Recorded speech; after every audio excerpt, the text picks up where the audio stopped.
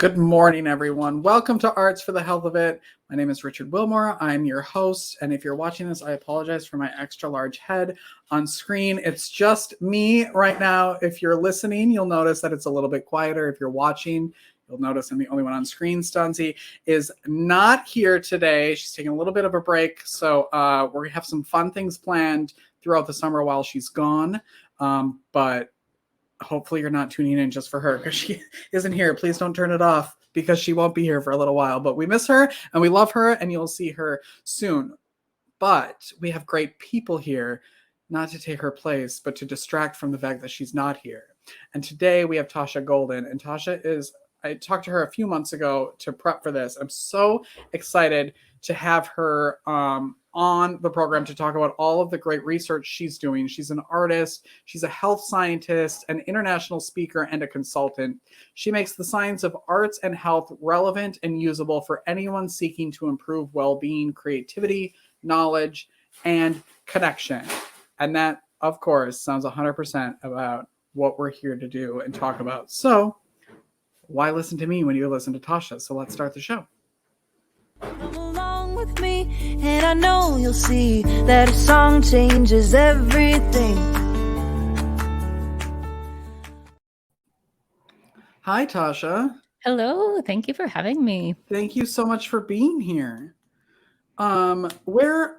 I was thinking about this yesterday of what we were going to talk about, and I love the fact that we get to talk to people from all over the world here on this podcast. So tell everybody where you are right now in the world. Where am I in time and space? I am in Louisville. I am in Louisville, Kentucky. And what time is it there? It is 10:38 a.m. All right. So how's the future? It's 9:30 here. How's the future? Is it looking good today? I am trying to believe that the future is not bleak. I am probably with a lot of other people. It's difficult the last few days, but I think that's why we do what we're doing here today and why we try to support one another and talk about the things that matter to us and that can reshape the world, right? Yes. I mean, arts have always been super important to you in your life. Can you talk a little bit about how you got into the work and what triggered you into getting into what you do?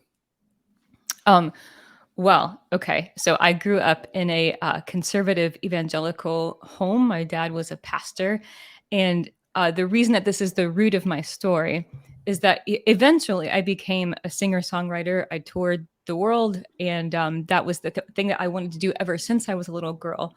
But the place where I started writing songs was in church, because where I grew up, women couldn't preach and we couldn't teach like mixed gender audiences, but we could definitely sing. And there was sort of like an honored space for music in like church services on the weekends. So starting from a really young age, when I felt like I had something to say to like people in my life or around me or in society, I wrote songs.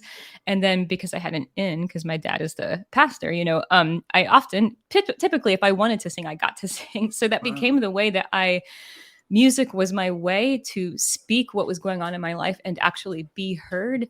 And that continued when I became a professional musician. Music continued to be a place where I could share things that were going on in my life that I couldn't share otherwise. There are situations and histories and memories and events that I didn't tell anyone before I shared it with a room full of listeners at a show from a stage.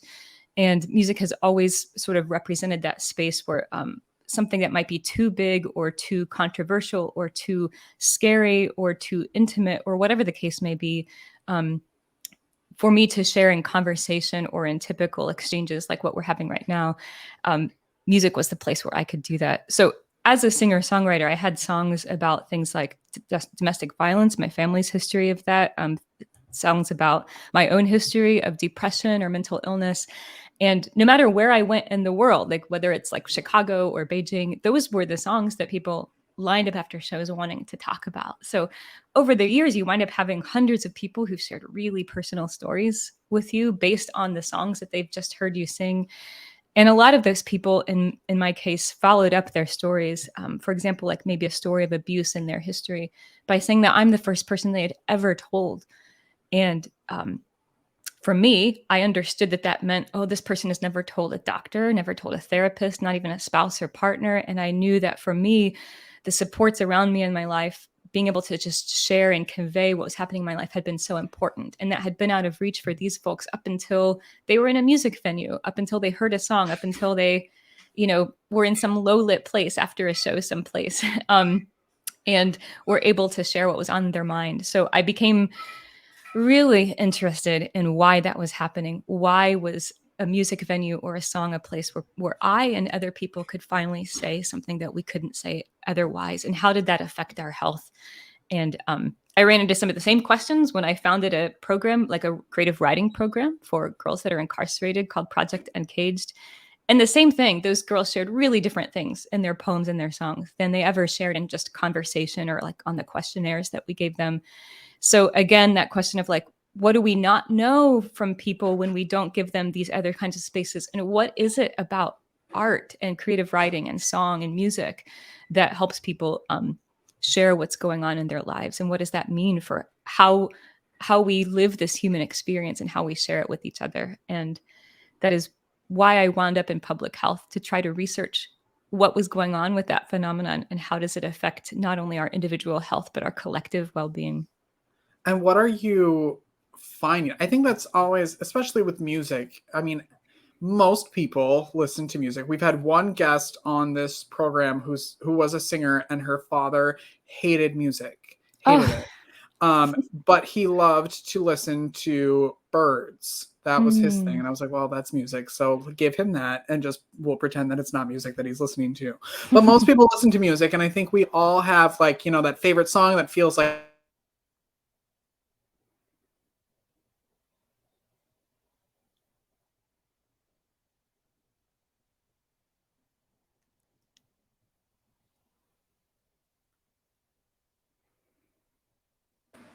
I don't know what just happened. Apparently my mic muted itself. Oh, no. Sorry. Where you had that song that you think was written for you, and then you go to their concert, and there are, 40,000 other people singing that same song, and you're like, well, that was my song. What happened? So I think that's very interesting how we attach ourselves to music. But what are you finding that why do we do that? Well, there isn't any single answer. There are a lot of different studies, people trying to figure out like actual neurobiological mechanisms for different things. But the larger way that I think about it and that I find helpful to talk about, especially in everyday life and in situations that are related to health and well-being, is that we did not evolve to be able to share all of our lives in conversation. That's not possible. It's not the ideal. It's not optimal. I think a lot of times in our society, especially like Western, maybe like white dominant norms in our society, we think that the ideal, like whatever you're going through, you're supposed to be able to just chat about it. And if you can't chat about it, something's wrong with you. It's not a limitation of talking. We don't think of that as being the limitation. We think that something's wrong with you because you can't find the strength or the courage or the words or whatever to muster and be able to share something, whether it's with a friend or a spouse or even a therapist or something like that. I think one of the reasons that art exists is that the human experience is far larger than conversation and language like this. And that's why we evolved to make and share art. It can allow us to express something much larger about the human experience. Sometimes I think of it as like, if you think of the human experience as being this like vast mountainous landscape, and there's maybe like a tiny shack on the hillside on that landscape. And that tiny shack is like conversation and texts and tweets. And we try to squeeze all of the human experience into that tiny shack on the hillside, and it can't accommodate it. The human experience is vast, and it's always been vast. That's the only kind of human experience that exists, is the kind that's kind of too much. And I think part of what music and all kinds of different art does is acknowledge that things are bigger than something pretty and containable and manageable.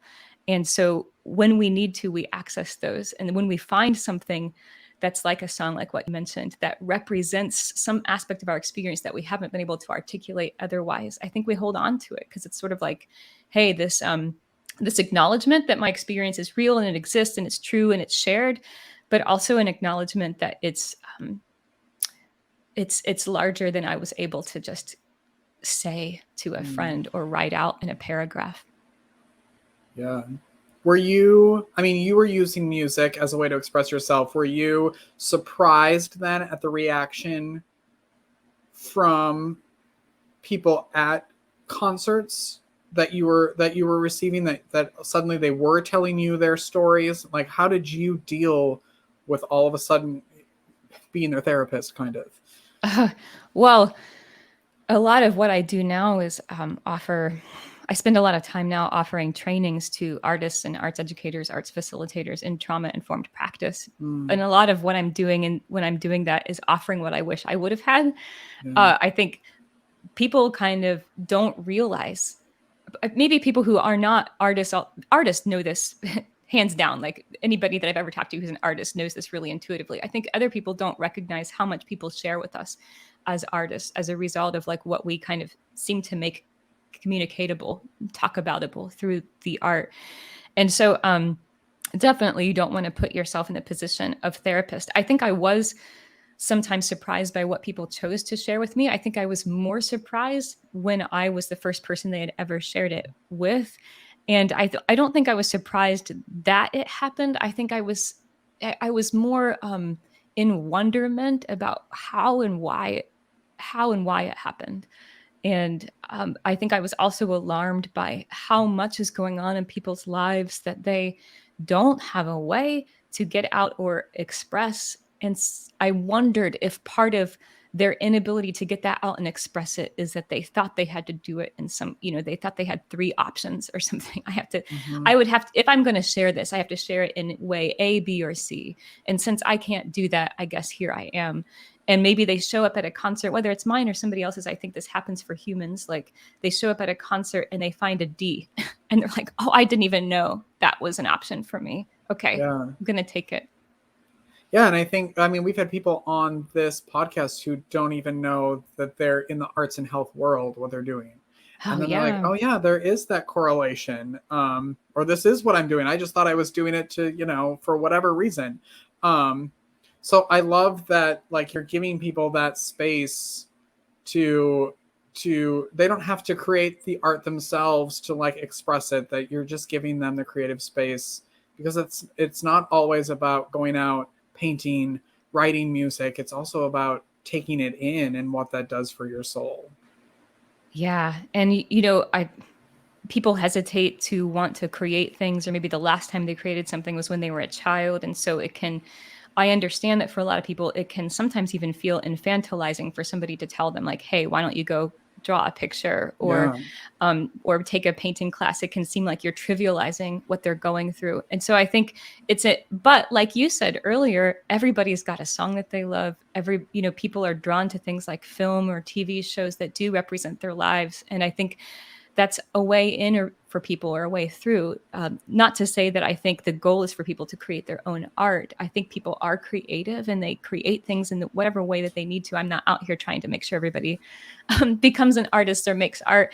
But I think the availability of art to either find it or create it or both, I think we evolved to need that and to be driven to share it. And I think there's also a lot more creativity than we typically acknowledge in just the process of hearing something, listening to it, sharing it. I mean, people are so creative in their interpretations, for example, of a film, what they thought that it meant to them, or, the ways that people will put together a playlist to send to one another. They might not think of that as being an art, but even the things that we as humans do with the art that we do encounter and the ways that we make meaning with and from it, that also is creative, and that also is part of how we process and navigate and move through things. And I think especially as adults, we think that stuff like concerts and making the art is supposed to be for the people who are really good at it and the professionals. And I can't be an artist because, I don't have, my paintings aren't framed in a gallery somewhere, or I'm not recording an album. So I'm not professional. So I'm not an artist. And I think that's kind of dangerous to do to yourself. Yeah. And you can choose the label or the name or term artist if you want, and you can issue it if you want. That doesn't have to be here or there. So if it makes people feel better to say like I'm not an artist, even though they're constantly making art every day, that's fine. Like Yeah. whatever you need to do. But I Yes. but I also think, sometimes especially in my world, there can be this kind of sense that that an artist, quote unquote, is some kind of special class of people, and they can become like this idea that those people are special or other or different. And I think people do that in order to honor the artist. But I think a lot of times the opposite happens, because the more, quote unquote, special or othered you make a sort of like set of behaviors or actions, which is ultimately what artistry is, the easier it becomes to dismiss it. And that can mean that you dismiss it as in like we don't need it, or like we don't need art in schools or something like that. But it can also become, and I just want to clarify, I think we need art in schools. I'm saying that other people dismiss the arts because they've made it other and quote unquote special, and therefore it's not actually a part of everyday life, and so that we don't need it. But then I also think that it can become like you're saying, this thing where like, well, that's for certain types of people do that. I'm not that type of people, therefore I don't do that, or I don't identify with that. And as somebody who has always identified as an artist and made my living as an artist, I feel very uncomfortable when people talk about artists as some kind of like special group of people who can do special things and see things in a special way. I don't think that's consistently true. And of course, artists have done really wonderful things in the history of the world, and artists have also been propagandists for really evil and terrible things in the history of the world. So I think it makes much more sense for me and my sensibility to just think about humans doing the things that we have been made to do, basically. And we've kind of figured out that we need art, that we make it, that we appreciate singing and making sounds with our voices. We appreciate seeing color or lines on pages or canvases, and we do things with the world around us. And that's just something that we do. And we cut that off from ourselves or excise it from the human experience to our detriment, because we apparently need it. Or we wouldn't be doing it after these millions of years. Yeah. What was the last creative thing you did for yourself? Not necessarily like for work, but something that you did for yourself. I unexpectedly several days ago wrote a song. My partner was playing a kind of chord progression. It was late at night. I was getting to bed, and I heard the chord progression, and without wanting or needing to, a melody popped into my head to go with that chord progression, and I just took out my journal and wrote out the whole song. Wow. Which wound up being about kind of like this social media snafu that I was seeing, like, arguments falling apart, people trying to reach each other across difference, and it just becomes a little bit of a dumpster fire. And the song doesn't reflect all of that, but that's kind of what motivated it. And it felt really good to get it out. And the next day I had to sit down and be like, well, how does this sound on the voice? How does it feel to sing it? And it felt great to sing it. Do you record? I don't even know if this is a dumb question or not, but like, do you record every song that you write, or is it sometimes just like you need to get it out, like poetry almost? It's a mix. It's often, at first, it's just something that I want to get out. But from the time I was little, and this is not true, obviously, for every artist, I have always seen music foremost for me as communication. I think for a lot of the musicians around me, maybe they would say that music is foremost for them expression. And the nuance, like the lines between these two, are incredibly blurry for all of us, and it can change day to day or hour to hour. But almost always when I'm writing something, I'm thinking about what that might mean for somebody to share it. What might that mean? How does that help me feel like I'm connected with my fellow humans? And so I'm always recording stuff because I want to be able to come back to it later and maybe share it with somebody. How does that feel as the person who's taking the time to write, go out and perform? How does that feel then to have that sort of feedback from the people that are coming to see you or listen to you? For me, that has always been really rewarding and important. And I think that's because, like I said, my primary motivation for making art has always been to communicate.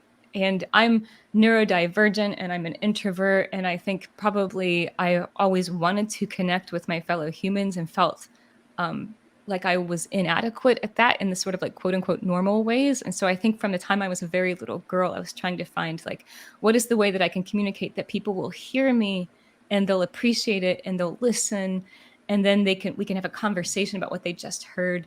So when that happens, it's one of the most rewarding things in my life. Like I remember telling, people when I was very young that like the best thing that could happen when I shared a song was for somebody to say something like, oh, I felt that same way before and have never been able to articulate it. And you did that for me. And that's hearing that is probably, one of the most rewarding things that I've been able to experience. How would you describe, this is sort of going to be, I guess, maybe a 2-part question. How would you describe your music, and what type of music do you love to listen to? Well, I don't know how I would describe my music, but other people have described it as something like romantic, lush pop. It's a little bit like folk pop. So that is our music. It's been, like played on folk radio, but also played on other like pop stations or retail stores and airplanes, apparently, or airports, I mean. And what was the second part of your question? Like who you listen to, or the type of music that you love to listen to. What do you connect with? Oh, it is always changing. And for the last few years, actually, I've found it difficult to sit and listen to music because it's almost, I found myself almost overwhelmed by it. It's a little too much.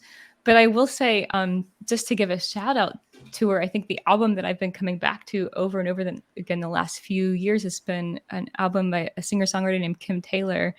I think it's called, oh man, this is terrible of me. It was called Lessons, something like that. But it's just a very Americana kind of album about like basically life being challenging. But some of what I love about it is the way that the drums sound just nice and deep and stark, sort of like an Alison Krauss record or something like that. And then and the gentle plucking of the guitar strings, and there's something very soothing about it, I think, because the songs sort of like acknowledge that life is challenging and you just want to sit in that acknowledgement sometimes. So that's been a reliable go-to for me during a time the last few years when I felt like sometimes listening to music is too much emotionally. That one's been a good one. I'm going to write that down and download that as soon as this is over. We're going to take a quick break and come back with Tasha. And I want to talk about the articles that you just had published, which is, I'm so excited and very proud of you, and you should be too. I'm sure it was a ton of work. And then also, I want to know what people can start doing today. If you have tips for people to start integrating the arts into their lives, something easy for them today. So we'll take a break and be right back with Tasha Golden after this. Whether you consider yourself a musician or not, music is all around us, and it affects our everyday lives. Whether it's background music influencing our shopping habits in a store, organ music adding the vibe to a baseball game, or a playlist convincing us to keep going on that last mile of a run. I'm Mindy Peterson, host of the podcast Enhance Life with Music, where we take a holistic look at the power of music in our everyday lives through the lens of science and health, sports and entertainment, business, and education. You can find me and Enhance Life with Music at mpetersonmusic.com/podcast or wherever you get your audio. Unleash the power of music. Medical professionals are burning out at an alarming rate. Burnout can cause health workers to feel hopeless, trapped, helpless, worthless, depressed, sleepless, and tired. By joining the Hearts Need Art Gratitude Grams program, medical staff receive a personalized email and video from a musician, an artist, or writer once a week that includes a message of thanks, an encouraging song, uplifting poem, or a simple art activity. After watching their gratitude gram, participants report feeling more hopeful, empowered, energized, and appreciated. If you are or know a healthcare worker that would like to receive free gratitude grams, please visit heartsneedart.org. Kim Taylor, Songs of Instruction. We're back. That's not who we're talking to, but maybe we'll surprise her next week. But we are here with Tasha Golden. That is who she was talking about, who she's listening to. Now, tell us about the articles that I want to know how long these take to write, like what this process was, and why you did it, and like what I hear a lot about, like, oh, that's a white paper, that's an article that was released, but what are those, for people listening, me included, like what are those used for? And I want to hear your process behind it.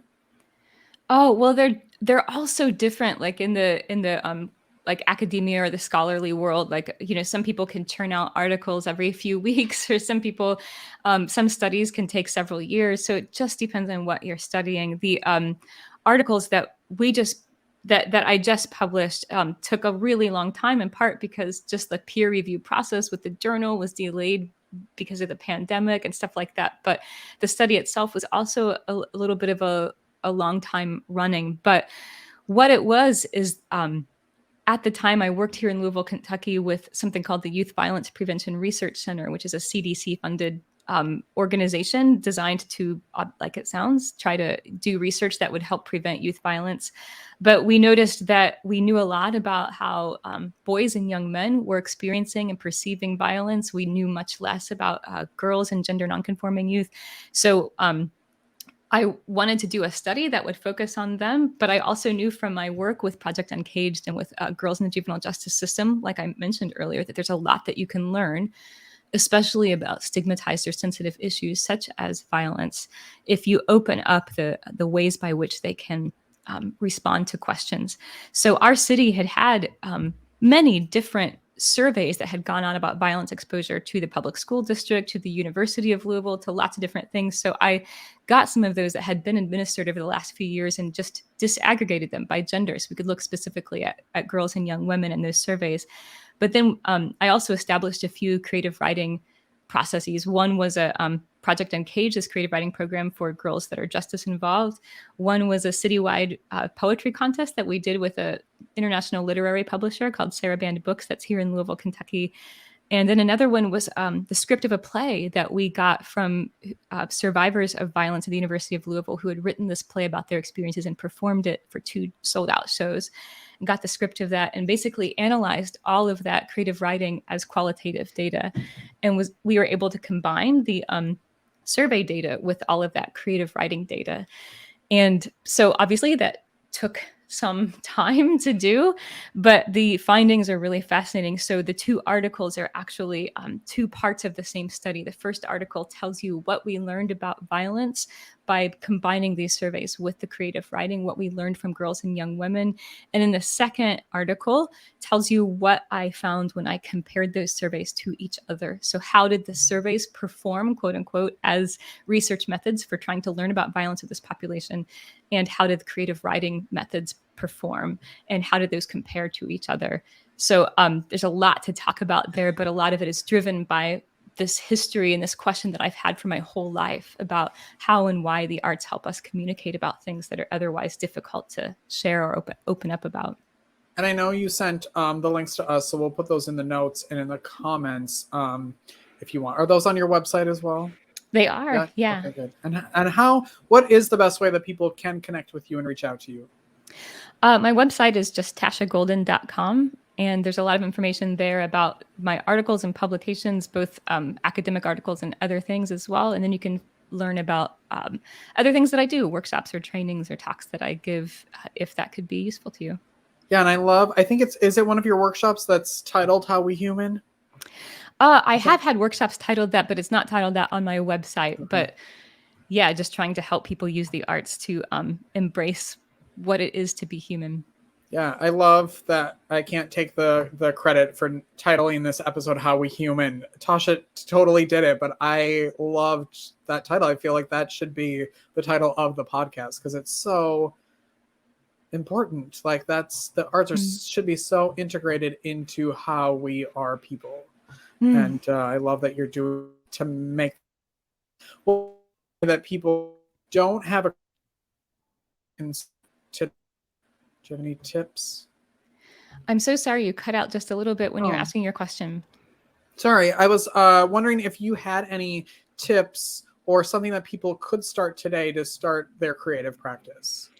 Yeah, I mean, a big part of what I typically talk about, and especially as it relates to the title of this podcast episode, How We Human, is a first step is to recognize that the human experience isn't supposed to be small and contained just because that's what's expected of us in quote unquote polite society or in boardrooms or in other kind of public spaces. You're kind of expected to perform like a robot. I call it the 3 robot settings. Like it's okay to be slightly frustrated or sad or neutral or slightly happy. If you're anything beyond those 3 things in either direction, like people feel like you're weird or out of place or unprofessional or something like that. But those are arbitrary settings that are just socially constructed. It's not like that's actually how we human. The human experience is really, really large, and especially the last couple months, for a million reasons, have been so difficult for our society. There's so much going on here in America, and I think one of the ways that we add suffering to the suffering that we're all legitimately and justly experiencing is that we think we're not supposed to be feeling it, or we think we should be able to contain it and just keep hustling and keep doing whatever we're doing every day. So my suggestion is usually to, first of all, no, you're not supposed to be able to squeeze your experience into those 3 robot settings, or like I said earlier, the tiny shack on the side of a mountain. The human experience is supposed to feel like a lot. And so whatever you need to do to be able to express that or share it, do it. And it doesn't have to mean like go color a picture or go get a guitar out and write a song. It just means don't expect yourself to be able to reduce your experience to a text or a tweet or to a conversation with somebody else. Expect that you may need some other way to communicate or share or process your experience. And that might be a certain film that you watch with somebody else and you say, hey, that's how I'm feeling. It might mean you put together a list of a few songs that you can just sit with, or maybe you send them to somebody else. It might mean that you draw a picture. It might mean that you take some time watching somebody else paint or draw something online, whatever it is. But the main point is not you need to make art, or that art is some kind of panacea or silver bullet. The main point is that art is part of how we human. And whatever it is that helps you to acknowledge that and accompany it, find it, do it, use it, regardless of how it's labeled or what you think it, is it creative? Is it art? Doesn't matter. Find what you need. And I think you said it a couple times that I always try to tell people is that it doesn't have to be shown to everyone. It can be just for you. And it doesn't have to, don't go in it thinking I have to draw this or do whatever to show people. It doesn't have to be about that. You can crumble it up and throw it away and be done with it, or keep it in your own notebook. It's just that how important it is to do it in any way that you're doing it. Tasha, I want to be you when I grow up. I think you're amazing, and I want you here all the time, even though I know you can't be. But go to TashaGolden.com, learn more about her, connect with her, download her music. You're amazing. Thank you so much for being here today. Thank you so much for having me. It's lovely to see what you all are doing with this podcast and how you're connecting with people, and I'm glad to be a part of it. Thank you. Thank you. If you're watching or listening, make sure you subscribe wherever you're doing that, and come back next week for more episodes. We'll see you later, everyone. Bye. Bye. Thank you for listening to Arts for the Health of It, a podcast produced by Hearts Need Art, creative support for patients and caregivers, in partnership with the National Organization for Arts and Health. You can help others learn about the healing power of the arts by subscribing, sharing, and reviewing the podcast wherever you listen or watch. The podcast is hosted by Richard Wilmore, co-hosted by Constanza Rader. Our theme song, Songbird, is written and performed by Natalie Lane. Visit heartsneedart.org to learn how you can support our mission to create joy with people facing life-altering health challenges. Join us next week to learn more ways you can create arts for the health of it. The views expressed on this podcast do not necessarily reflect the views of Hearts Need Art, their staff, board members, or other affiliates. All content is created for informational purposes only. This podcast is not intended to be a substitute for professional medical advice or to diagnose and treat any health condition. Always seek the advice of your physician or other qualified health professional with any questions you may have regarding a medical condition. Never disregard professional medical advice or delay in seeking it because of something you heard on this podcast.